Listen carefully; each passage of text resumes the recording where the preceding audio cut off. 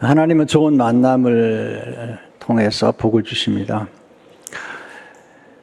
인생은 만남입니다. 만남의 질이 인생의 질을 결정합니다. 좋은 만남은 좋은 결과를 낳고 또 좋지 않은 만남은 좋지 않은 결과를 낳게 됩니다. 마틴 부버는 모든 참된 삶은 만남이다. 좋은 만남은 새로운 가능성, 새로운 미래를 열어줍니다. 좋은 만남의 배후에는 좋은 만남을 연결시켜주는 다리와 같은 사람이 있습니다. 요한복음 1장에 보게 되면 예수님을 만나도록 다리를 놓아주는 사람들이 있는데 세례 요한, 안드레, 빌립 같은 사람들입니다. 좋은 만남을 갖도록 도와주는 사람, 정말 훌륭한 사람이라는 생각이 듭니다. 질문을 하게 되죠. 좋은 만남은 어떤 만남인가? 그리고 어떻게 하면 좋은 만남에 다리를 놓아줄 수 있는가? 첫째로 좋은 만남은 예수님을 보게 해주는 만남입니다. 만남이 많지만 예수님을 만나는 것처럼 영원하고 축복된 만남은 없습니다. 세례 요한이 역사의 무대에 등장했을 때 굉장한 인기를 끌었습니다. 사람들이 세례 요한이 메시아, 그리스도라고 생각할 정도였습니다. 그래서 물었습니다. 당신이 누구냐고. 세례 요한은 분명히 말합니다. 요한복음 1장 10절에 보면 요한이 드러내 말하고 숨기지 아니하니 드러내 하는 말이 나는 그리스도가 아니라 한데 나는 그리스도가 아닙니다. 나는 그리스도를 증거하는 사람입니다. 요한복음 1장 19절에 보게 되면 이튿날 요한이 예수께서 자기에게 나오시는 보고 이르되 보라 세상 죄를 지고 가는 하나님의 어린 양이로다. 나는 그리스도가 아니고 예수님만이 우리의 죄를 지고 우리 죄를 담당하신 메시아입니다 라고 증거하고 있습니다. 또 34절을 보게 되면 내가 보고 그가 하나님의 아들이심을 증언하였노라 하니라. 하나님의 아들이란 말은 하나님이란 뜻이죠. 사람이 사람을 낳으면 사람이고 고양이가 고양이를 낳으면 고양이죠. 하나님이 하나님의 아들로 낳으셨으면 하나님이시라는 거죠. 굉장한 증거죠. 그런데 자주 쓰는 단어 중 하나가 요한이 보다라는 것입니다. 보라, 또 본다 말이죠. 네, 보는 것이 은혜입니다. 보는 것이 축복입니다. 더 중요한 것은 보고 깨닫는 은혜입니다. 보고 깨닫는 것이 축복입니다. 그 당시에 많은 사람들이 예수님을 보았지만 예수님을 메시아로 깨닫지 못했습니다. 그런데 세례 요한은 예수님은 메시아시다. 예수님은 하나님의 아들이시다. 라고 증언하고 깨달았다는 것입니다. 보고 깨달을 때 다른 사람에게 보여줄 수 있습니다. 보고 깨달을 때 다른 사람들을 깨우칠 수 있습니다. 세례 요한은 광야에서 외치는 소리였고 그는 설교자였습니다. 그는 이미 수많은 청중들이 그를 따랐고 또 제자들이 그에게 있었습니다. 그 제자 가운데 아주 사랑했던 제자가 사도 요한과 안드레입니다. 세례 요한이 두 제자에게 예수님을 보게 합니다. 예수님을 만나는 다리를 놓아줍니다. 요한복음 1장 35절 30절을 보게 되면 또 이튿날 요한이 자기 제자 중 두 사람이 함께 섰다가 예수께서 건네시를 보고 말하되 보라 하나님의 어린 양이로다. 세례 요한은 사람들이 자기에게 집중하는 것을 원치 않았습니다. 세상 사람들은 나를 보라고 외치잖아요. 인기, 관종이라고 그러죠. 사람들의 관심을 끄는 관종. 근데 세례 요한은 나를 보지 말고 예수님을 보라고 외치고 있는 것입니다. 자기 두 제자에게 나를 보지 말고 예수님을 보라고, 예수님을 따라가라고 얘기하는 거죠. 두 제자가 예수님에게 묻죠. 요한복음 1장 37절 38절을 보게 되면 또 두 제자가 그의 말을 듣고 예수를 따르거늘 예수께서 돌이켜 그 따르는 것을 보시고 물어 이르시되 무엇을 구하느냐 이르되 랍비여 어디 계시오니까 하니 랍비는 번역하면 선생이라. 이 두 제자는 이미 세례 요한을 자기의 스승으로 모셨던 사람이고, 근데 자기 스승이 더 훌륭한 스승이 있다고 소개를 해주는 거죠. 이 두 사람이 누굴까요? 예수님께서 말씀하시죠. 와서 봐라. 요한복음 1장 39절을 보게 되면 예수께서 이르시되 와서 보라. 보라는 말이 나오죠. 와서 보라. 그러므로 그들이 가서 계신 데를 보고 그날 함께 그 안에 있다가 10시쯤 되었더라.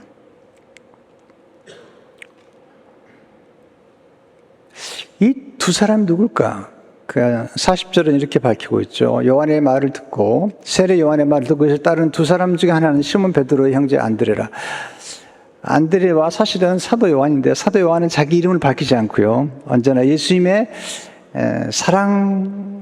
하시는 자라고 자기를 표현하고 있습니다.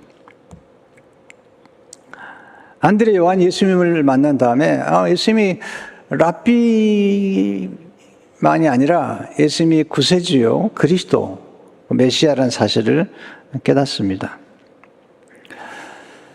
전 세례 요한을 보면서 정말 멋있는 사람이다는 생각이 들죠. 자기가 정말 아끼는 두 제자를 또 훌륭한 스승에게 보내는 거죠. 선생님이나 스승들은 자기 제자에 대한 애착이 있죠. 조금 더 지나면 집착이 있잖아요. 근데 세례 요한은 그렇지 않아요. 더 훌륭한 스승을 만나니까 그 스승을 따라가라고 두 제자를 보내는 것입니다. 우리 인생은 만남 연속인데 우리는 늘 스승님들, 선생님들을 만나죠. 초등학교 때 선생님을 만나고 초등학교가 끝나면 또 새로운 선생님을 만나죠. 그 중학교 가면 중학교 선생님을, 고등학교 가면 고등학교 선생님을, 또 대학교 가면 대학 선생님. 우리 인생에서 여러 스승을 만나는데 스승이 한 분만 계신 건 아니잖아요. 어떤 분이 그런 얘기를 했어요. 스승이 준비되면 제자가 찾아옵니다. 또 제자가 준비되면 스승이 찾아옵니다. 사실 제자에게 가장 필요한 사람은 좋은 스승을 만나는 거고요. 또 스승들을 보면, 선생님들을 보면 정말 좋은 제자를 만나서 모든 걸 다 주고 싶어 해요. 모든 걸 다 주고 싶어 해요. 네, 자기의 모든 걸 주고 싶은 그런 제자를 만났을 때 스승은 설레고 떨림이 있는 것이죠. 물론 제자도 좋은 스승을 만나면 설레고 떨리죠. 근데 스승도 와, 이런 제자를 한번 키워보고 싶다라는 사람을 만나면 설렘과 떨림이 있는 것입니다. 우리 생애 가운데 가장 좋은 만남은 우리로 하여금 예수님을 만나도록 도와준 분. 여러분 이 자리에 앉아 있다는 것은 여러분의 생애 가운데 누군가가 예수님을 소개했기 때문에 만난 것입니다. 둘째, 좋은 만남의 다리를 놓아주는 사람은 아름답습니다. 안드레가 예수를 만난 다음에 형제 시몬을 찾아가면 자기 형님이죠. 찾아가서 예수님을 증거하죠. 41절을 보시면 그가 먼저 자기 형제 시몬을 찾아 말하되 우리가 메시아를 만났다 하고, 메시아는 번역하면 그리스도라. 메시아는 이제 구세주라는 뜻이고요. 그리스도 곧 기름 부음 받은 자. 메시아와 그리스도는 똑같은 뜻이에요. 기름 부음 받은 자, 우리 구세주라는 뜻이죠. 안드레가 예수를 만나보니까 예수님은 그냥 랍비가 아니고 예수님은 하나님의 아들이시고 그들이 기다렸던 구세주인 거예요. 근데 시몬 베드로로 하여금 예수를 만나도록 다리를 놓아준 사람이 형제 안드레입니다. 여러분 기억하십시오. 우리가 전도할 대상은 가장 가까이에 있습니다. 하나님은 가장 가까이에 있는 사람을 전도하기 원하십니다. 제가 하나님을 만나고 또 인생의 터득한 원리 중에 가장 소중한 원리는 문제 해결책은 항상 가까이 있다는 것입니다. 또 문제 해결책은 항상 가까이 있는 사람들을 통해서 주어질 수 있습니다. 또 우리가 가까이 있는 사람들이 누군가를 소개해 주잖아요. 그래서 해결책은 있는데 누군가가 가지고 있는데 하나님이 우리에게 항상 물어보는 게 있습니다. 내 손에 있는 게 무엇이냐? 저는 예수님을 만나고 하나님 아버지를 만나면서 정말 좋았던 게 그거라는 생각이 들어요. 하나님 한 번도 성경에 어떤 사람도 그가 가지고 있는 것을 가지고 있지 않은 것을 요구한 적이 없어요. 항상 물어보죠. 내가 가진 게 무엇이냐? 그것으로부터 시작하라는 거죠. 사라밧 과부가 가진 건 떡 한 조각이었잖아요. 그걸 하나님 앞에 드렸더니 3년 6개월 동안 통의 가루가 마르지 않고 병의 기름이 마르지 아니했다. 모세가 이스라엘 민족을 인도할 수 없습니다. 하나님이 물어보시죠. 내 손에 있는 게 무엇이냐? 지팡이입니다. 그 지팡이를 던졌더니 뱀이 되죠. 또 잡았더니 또 지팡이가 되죠. 그 지팡이를 통해서 하나님께서 이스라엘 민족을 인도하게 하시잖아요. 남편은 이런 생도의 아내 엘리사에게 찾아오죠. 선생님, 당신의 제자가 하나님을 경외했는데 죽고 말았습니다. 우린 지금 빚이 있는데 두 아들이 지금 종으로 팔려가게 되었습니다. 도와주십시오. 그랬더니 엘리사가 물어보죠. 내가 가진 게 무엇이냐? 기름 한 병입니다. 그럼 됐다. 이웃에게 그릇을 빌려오고 그 기름을 부어서 기름을 팔아서 빚을 갚고 생활하도록.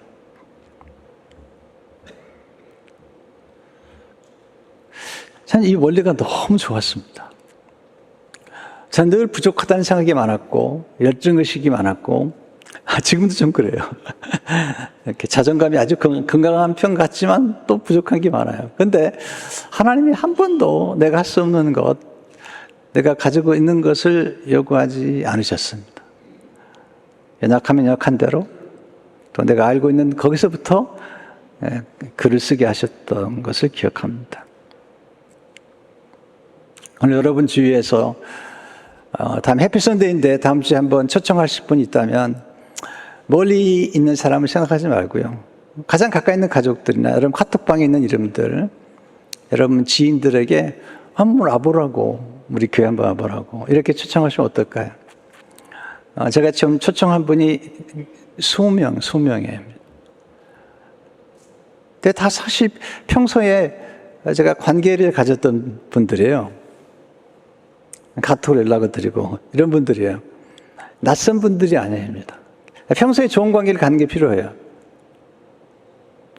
좋은 관계를 가졌던 분들에게 우리가 10주년을 맞이했는데 16주년을 맞이했는데 한 번만 와달라고 이렇게 그때 오시겠다고 그래서 기대를 하고 있습니다.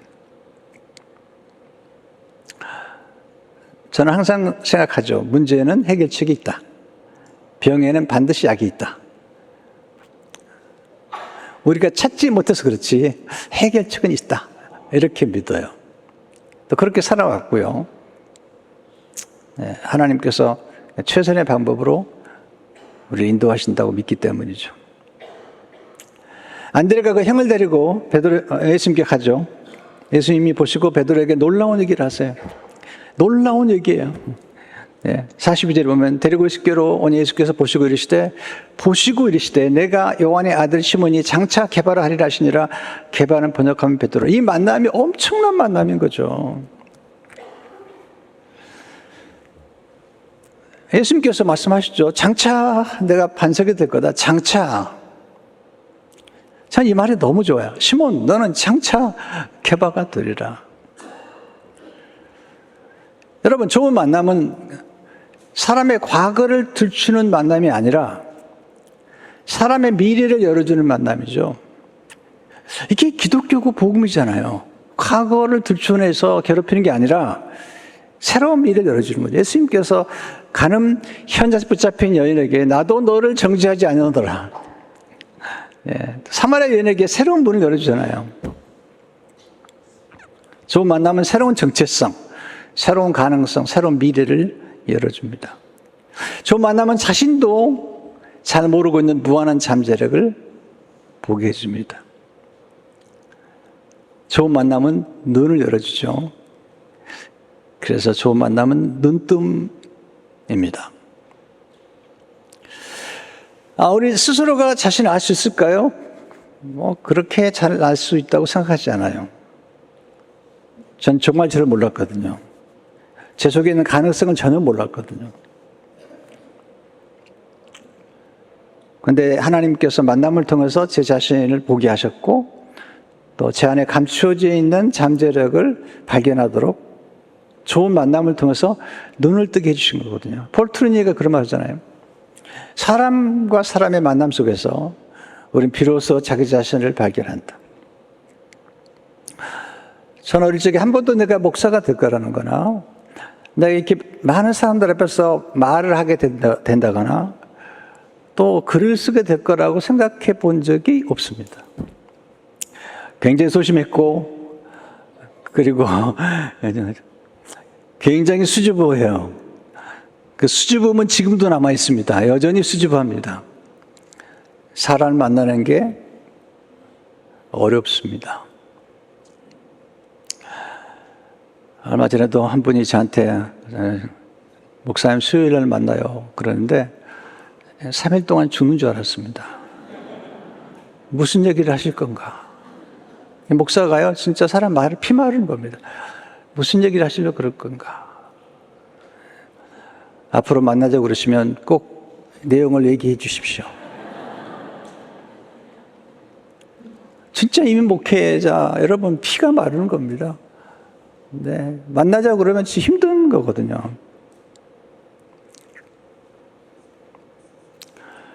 근데 진짜 하나님 은혜로 이렇게 설교하고 정말 별로 친화력도 없는 제가 이렇게 여러분들을 섬기고 있다는 게 정말 기적이라는 생각이 들거든요. 예수님께서 이제 빌립을 만나서 나를 따르라고 말씀하시죠. 오늘 본문에 43절 44절을 보게 되면 이튿날 예수께서 갈릴리로 나가려 하시다가 빌립을 만나 이르시되 나를 따르라 하시니 잘 보세요. 빌립은 안드레와 베드로와 한 동네 베세다 사람이라. 자, 예수님이 어떻게 일하시는 걸 보세요.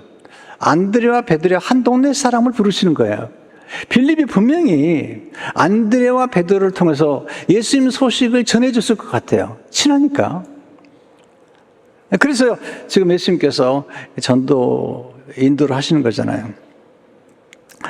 항상 멀리 좀 보지 마시고요. 바로 내 곁에, 내 직장에, 내가 머무는 사업체, 학교에 누가 있는가를 생각해 보는 게 필요하다는 생각이 들거든요. 놀라운 사실은 이 빌립이 예수를 만난 다음에 나다나엘을 예수님께 연결하는 다리가 되어줍니다. 그러니까 안드레는 베드로를 만나는 다리가 되어주고 빌립은 나다나엘로 하여금 예수를 만나는 다리가 되어주는 거죠. 자, 45절 46절을 보게 되면 빌립이 나다나엘을 찾아 이르되 모세가 율법에 기록하였고 여러 선지자가 기록한 그 일을 우리가 만났으니. 자, 보세요. 빌립과 나다나엘은 벌써 모세 율법을 알고 있는 사람들이고 선지자에 기록한 그이 곧 메시아가 어떤 분이며 어떻게 오실까를 알고 있었던 거죠. 자, 그러니까 모세가 율법에 기록한 그 그리스도, 그 메시아, 여러 선지자가 기록한 그 그리스도, 그 메시아를 우리가 만났어. 우리가 만났다고 그러죠, 빌립이. 뭐 그러죠? 빌립과 베드로와 안드레가 만난 거예요. 요셉의 아들 나사렛 예수시니라. 나다나엘이 이르되 나사렛에서 무슨 선한 것이 날 수 있느냐? 빌립이 이르되 와서 보라 하니라. 와보라는 겁니다. 너무 지게 놀라워요. 와서 보라. 여러분 가장 좋은 전도 방법 중에 하나가 와서 보랍니다. 우리 교회 한번 와보라고. 와서 설교 한번 들어보라고. 우리 교회는 기차가 다닌다고. 진짜 기차도 다니고요. 아이들 태워준 기차도 다니는. 거짓말하는 게 아니에요. 기차가 둘씩이나 다니는데.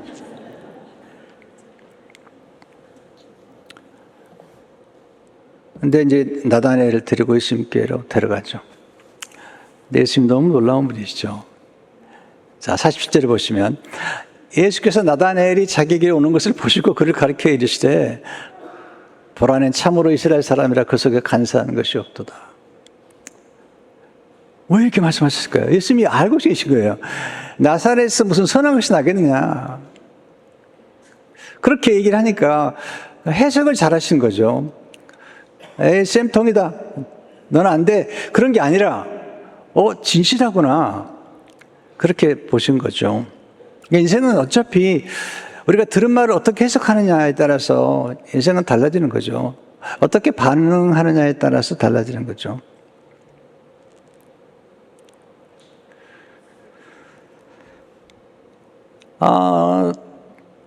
본다는 게 뭘 볼까요? 예수님이 보셨잖아요. 보시고 뭘 봤을까요? 좋은 점을 보는 거예요, 좋은 점. 이게 이제 사람을 예수님께로 인도하거나 좋은 사람을 만나도록 주선하는 사람의 특징은 뭐냐면 각자에 있는 좋은 점을 보고 얘기해 주는 거거든요.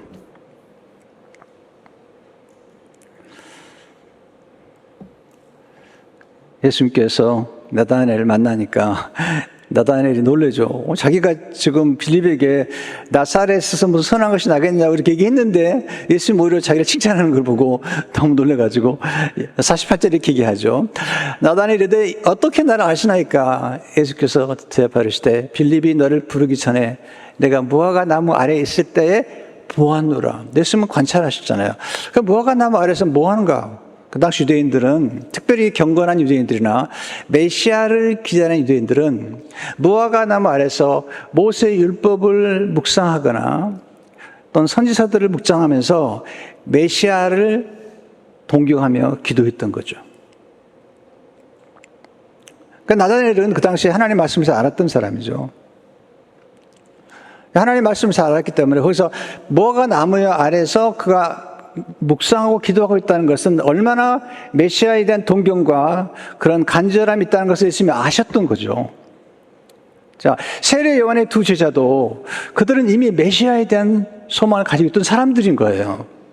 그들이 예수님을 만나면서 예수님을 메시아라고 알아본 거고 나다나엘에게도 예수님이 그런 가능성을 보신 거죠. 충격을 받죠. 와, 이번 진짜 메시아구나. 나를 알아보셨구나. 그래서 고백을 하죠. 49절에 보면 나다나엘이 대답하되 라삐여 당신은 하나님의 아들이시오. 당신은 이스라엘의 임금이로소이다. 나다나엘이 세 가지로 고백하는 거죠. 라삐라는 거죠. 그 당시 라삐는 최고의 호칭이에요. 선생님이시군요. 이건 정말 중요한 거죠. 그냥 나사렛에서 선한 것이 낫다고 나지 않다고 얘기했는데 선생님 라삐요. 두 번째는 뭐냐면 하나님의 아들이십니다. 하나님의 아들이란 말은요 곧 하나님이란 뜻이잖아요. 그리스도십니다. 당신은 이스라엘의 임금입니다. 그 당시에 이스라엘 백성은 다윗 왕의 후손 가운데 반드시 왕이 와서 통치할 거라고 생각했거든요. 그 왕이 메시아라는 거죠. 그런데 이스라엘의 임금입니다. 다윗의 후손 가운데 오신 임금입니다라고 선포하는 거죠. 굉장한 일이죠. 여러분, 우리가 믿는 예수님이 그 보통 분이 아니세요. 생각하면요, 너무 충격이에요, 충격.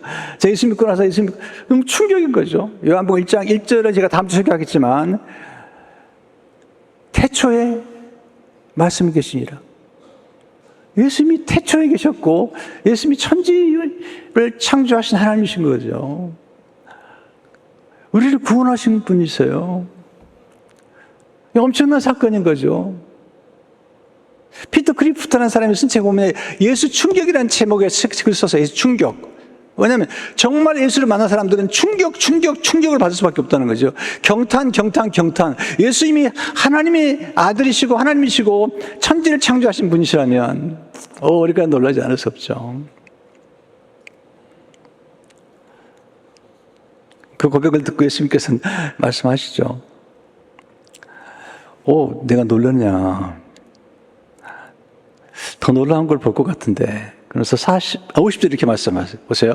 예수께서 대답하시되 내가 나를 무화과나무 아래에서 보았다 함으로 믿느냐 이보다 더 큰 일을 보리라. 자, 이게 좋은 만남 이런 거예요. 좋은 만남은 처음에 잘 몰라요. 근데 점점 만나면서 더 큰 일을 보게 되죠. 저도 예수 그리스도를 처음 만났을 때 예수님이 창조주인 걸 몰랐어요. 저는 예수님이 구세주인 것만 알았어요. 왜냐하면 예수님을 믿으면 구원받는다고 하는 사실을 듣고 예수님을 나의 구주로 고백하고 예수님 나의 구세주라는 사실을 믿게 됐어요. 그런데 점점 더 큰 일을 보게 됐는데 성경을 공부하다 보니까 예수님이 구세주뿐 아니라 천지를 창조하신 창조자이신 거예요. 모든 만물이 그를 통하여 창조되었고 그를 위하여 창조된 거죠. 더 큰 일을 보게 된 거죠. 거기다 예수를 믿고 따라가면서 내가 상상할 수 없는 생애가 전개가 된 거예요. 더 큰 걸 보리라. 그러면서 51절이 굉장히 놀라운 말씀하시죠. 51절에 보시면 또 이르시되 진실로 주시는 기론이 하늘이 열리고 하나님의 사자들이 인자 위에 하나님 천사가 인자 위에 그 예수님 위에 오르락 내리락하는 걸 보리라는 거예요. 내가 지금 나를 보고 놀라는데 하늘이 열릴 것이고 하나님의 천사들이 인자 위에 오르락 내리락을 보리라는 거죠. 하늘이 열리는 걸 보는 거예요. 예수 믿는 게 보통이 아닙니다. 제가 다음 주에 요한복음 3장 16절 한 절만 설교하려고 그러는데요. 두 절도 아니고 한 절만 설교하려고 그러는데 거기 보면 멸망하지 않나. 예수 믿으면. 예수 안 믿으면 멸망하는 거죠. 예수 믿으면 영생을 얻게 되는 거죠. 이것은 굉장한 일인 거죠. 영생, 영원한 생명, 그리고 하나님의 나라 하늘이 열리는 거거든요.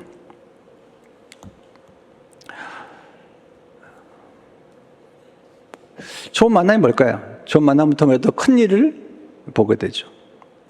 이전에 경험하지 못했던 것들을 보는데 더 크고 더 많고 더 놀랍고 더 깊은 것들을 경험하게 되죠. 인간의 한계는 언어의 한계예요. 우리가 말대로 돼버리잖아요. 말이 시간도 오르잖아요. 또 인간의 한계는 생각의 한계죠. 내가 생각하는 그런 거죠. 그런데 우리의 이 한계가 언제 변화되죠? 만남을 통해서 바뀌는 거죠. 저는 예수 믿기 전까지 정말 소심하게 그지없었고요. 믿음도 잘하고 꿈도 없었던 거거든요. 그런데 점점 하나님을 만나면서 하나님의 크기에 따라서 내 꿈의 크기가 달라지고 생각의 크기가 달라지고 언어의 크기가 달라진 거죠.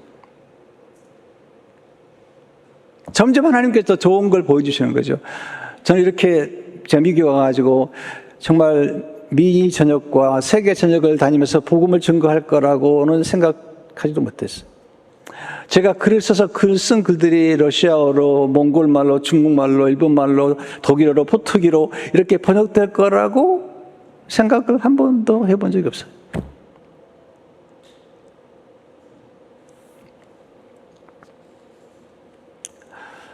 여러분, 하나님 살아계십니다. 아직 게임은 끝나지 않았습니다. 여러분 지금 뭐 좀 나이 드셨다고 아직 끝나지 않았습니다. 지금 여러분 이렇게 살아계신 거 보면요. 최소한 100세까지 사실 것 같아요. 물론 약간 재수 없으면 120세까지 간다고 그러지만 100세까지는 갈 것 같아요. 그러면 더 큰 일이 있을 걸 기대하죠. 더 큰 일이 기다리고 있습니다. 더 큰 은혜가 기다리고 있습니다. 더 큰 복이 기다리고 있습니다. 아브라함 보세요. 75세에서 부름받고 100세 때 또 아들 낳고 나중에 이삭을 바치는데 더 놀라운 일이 전개가 되는 거죠. 아직 몰라요, 게임은요. 저는 늘 그렇게 살아요. 아직 게임은 끝나지 않았다. 여러분 이번 5게임 보셨어요? 안 보셨어요? 마지막에 가서 그냥 아시잖아요. 끝나기 전까지 끝난 게 아닙니다. 이건 요기베라가 한 얘기인데 마지막 가서 완전히 이번 난리 났잖아요, 정말. 네.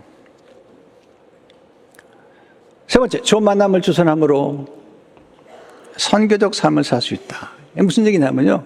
좋은 만남을 주선함으로 우리가 세계 선교할 수 있다는 얘기를 하는 거예요. 요한복음 12장에 보면 빌립과 안드레 찾아온 사람이 있습니다. 헬라 사람들이 찾아와요. 저는 이게 너무 감동이에요. 헬라 사람들이 예비하러 그 먼 그리스에서 예루살렘까지 찾아왔어요. 하나님을 경외하는 사람들인데 예비하러 온 거죠. 그런데 그들이 와서 하는 얘기가 빌립을 찾아가서 예수를 만나고 싶다고 그래요. 그 당시에 사람들은 예배를 잘 안 드렸어요. 종교인들이 많았던 거예요. 또 그 당시에 사람들이 예수님을 몰랐던 거죠. 그런데 이 헬라 사람들이 와서 예수님을 만나겠다는 거예요. 우리 삶의 가장 주인 되신 예수 그리스도, 천지를 창조하신 우리의 경배를 받으시 합당하신 예수를 만나고 싶다는 거죠. 자, 요한복음 12장 20절 20절 보세요. 명절에 예배하러 올라온 사람 중에 헬라 몇이 있는데 그들이 갈릴리 베세다 사람 빌립에게 가서 청하이르되 선생이여 우리가 예수를 배웠고자 하나이다 하니 빌립이 안드레에게 가서 말하고 안드레와 빌립이 예수께로 가서 여쭈니. 놀랍지 않으세요? 여러분 왜 교회 나오세요? 교회 어떤 분은 뭐 갯돈주로 나오더라고요. 여러분 교회는 갯돈주로 나오는 데가 아니죠. 물론 교회 와서 봉사 열심히 해야 되지만 교회 나오는 가장 중요한 이유는 예수 그리스도를 예배하기 위해서는 거예요. 헬라 사람 보세요. 우리가 예배하러 왔다는 거죠. 또 하나 교회 나오면 누굴 봐야 돼? 예수 그리스도를 봐야죠. 설교 가운데 말씀을 통해서 또 찬양 중에 예수 그리스도를 보고 예수를 만나는 것. 앞에서 목사가 눈에 보이긴 하겠지만 사실은 목사 보러 나오는 게 아니잖아요. 예수님을 만나러 나와야죠. 헬라 사람은 그런 거예요. 우리가 예수를 보고 싶습니다. 빌립과 안드레가 놀라는 거예요. 예수님 찾아갔다 예수님 너무 기뻐하시는 거죠. 그래서 그들에게 복음을 주시는 법. 요한복음 12장 24절 이게 복음이잖아요. 한 알에 미리 땅에 떨어져 죽지 않는 하나를 그들이 있고 죽음의 많은 열매 맺느라. 그리고 십자가 죽으시고 보라 하시는데 여기서 복음을 듣고 헬라 사람은 구원을 받은 거죠. 왜냐하면 예수님 오기 전까지는 하나님이 이스라엘 민족의 죄만 담당한다고 생각했던 거예요. 그래서 민족 대속죄일은 이스라엘 민족 전체 죄를 위해서 어린 양이 죽는 거예요. 그 당시 두 마리 양인데 하나는 아사셀 양이 죽고 하나는 이제 번제로 드려지는데 한 마리 양은 번제로 드려 한 마리 양은 이스라엘 민족의 죄를 짊어지고 가서 벼랑 끝에 떨어 죽는 거죠. 그걸 아사셀 양이라고 하는데요. 그런데 사도 요한이 뭐라고 그러냐면 유대인의 죄만이 아니라는 거예요. 요한복음 1장 29절을 다시 보세요. 이튿날 요한 예수께서 자기에게 나오심을 보고 이르되 보라 세상 죄를 지고 가는 하나님의 어린 양이로다. 세상 죄를 지고 가는 거죠. 이제 유대인의 죄만이 아니라는 거죠. 우리 온 세상 이방인의 죄까지 담당하시는데 헬라 사람들에게 예수님이 복음을 주시면서 너의 죄도 내가 담당할 것이다. 그리고 그들이 예수를 만난 다음에 헬라로 돌아가서 교회를 세웠다는 거예요. 지금도 그리스에는 바로 이 헬라 사람이 지은 교회가 있다는 거예요. 놀랍지 않으세요? 여러분 예수 믿으면 누구나 구원받는 거죠. 에베소 3장 6절을 보게 되면 놀라운 얘기를 하죠. 이런 이방인들이 복음으로 말미암아, 자 유대인만이 아니죠. 이방인들이 복음으로 말미암아 그리스도 안에서 함께 상수자가 되고, 이 말은 뭐냐면 유대인과 이방인이 함께 상수자가 되고 함께 지체가 되고 함께 약속에 참여한 자가 됨이라. 아 이게 놀라운 복음이죠. 그래서 우리가 예수를 만나게 된 거죠. 저는 안드레 같은 사람이 필요하다고 생각했대요. 안드레는 자기가 대단한 일을 하지 않아요. 항상 사람들을 소개하거나 아니면 기적을 하나님이 일으킬 수 있는 그런 소스를 제공하는 사람이죠. 여러분 개인이 뭐가 하지 못해도요 그런 사람이 되면 돼요. 안드레. 자, 여러분 예수님께서 말씀을 전하는데 수많은 사람들이 배가 고픈 거죠. 그래서 예수님께서 어떻게 하면 좋겠냐 그랬더니 안드레가 소년 하나를 데려오는 거죠. 이 소년에게 오병이어가 있는데 너무 좋다고. 그래서 오병이어로 기적을 행하시잖아요. 요한복음 6장 8절 9절을 보면요. 제자 중 하나 곧 시몬 베드로 형제 안드레가 예수께 여짜오되 여기 한 아이가 있어 보리떡 5개 물고기 2마리를 가지고 있나요. 안드레가 또 놀라운 걸 한 거죠. 소년을 데려왔어요. 보리떡 5개 물고기. 이 사건 때문에 수많은 사람들이 먹게 됐고 기적을 경험하게 됐고 또 제가 볼 때는 이 어린 소년이 굉장히 복을 받았다고 생각해요. 나 12광질에 남았잖아요. 12광질에. 그 12광질을 누가 가져갔을까? 저는 소년이 가져가지 않았을까 생각이 돼요. 베드로는 안 가져갔으니까요. 여러분 좋은 만남의 영향력은 상상을 초월하죠. 베드로, 놀랍잖아요. 안드레, 요한은 마지막까지 요한계시록을 쓰잖아요. 놀라운 거죠. 이야기 하나만 하고 마치려고 그래요. 네. 1885년에 시카고에 살던 한 주일학교 교사 에즈라 킴볼이 있었어요. 에즈라 킴볼. 이제 모르죠. 저도 잘 모르는 사람. 그럼 어느 날 양화점 점원으로 일하던 구두 수선장이에요. 드와이트 엘 무디에게 복음을 전했습니다. 무디가 거기서 복음을 듣고요. 주일 학생들을 막 데려와가지고 교회를 부흥시켰죠.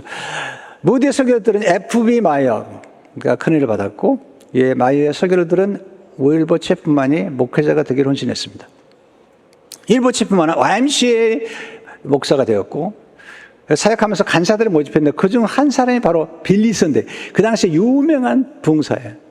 빌리 선대의 설교를 듣고 삶이 변하던 사람 가운데 모르데카이 햄이라는 목회자가 있었습니다. 어느 날 모르데카이 햄이 자신의 고향에서 부흥집회를 열었을 때 그 설교를 들은 한 청년이 목회자가 헌신하기로 결단했으면 그 청년의 이름이 바로 빌리 그레이엄입니다. 빌리 그레이엄 목사님은 이후 전 세계 185개국 이상에서 복음을 전했고 그 집회와 방송을 통해서 2억 1천만 명 이상의 영혼에게 복음을 들려주었습니다. 놀랍지 않습니까? 우리는 에즈라 킴볼을 잘 모르죠. 모르데카이 햄도 잘 모르지만 하나님은 아시죠. 네. 다리의 역할은 뭐죠? 다리는 사람이 목적지에 도착하면 자신을 드러낼 필요가 없습니다. 세례 요한도 사라지잖아요. 예수님 영광을 받으시고. 좋은 만남이 되어 주는 사람은 하나님께 사람을 세워놓고 조용히 뒤로 물러난 사람이죠. 예수님과의 만남이 깊어지면 사람의 이름이 아니라 예수님의 이름만 빛나도록 하는 거죠. 자, 이제 숙제를 드리겠습니다. 좋은 만남의 다리가 되십시오. 기도하겠습니다.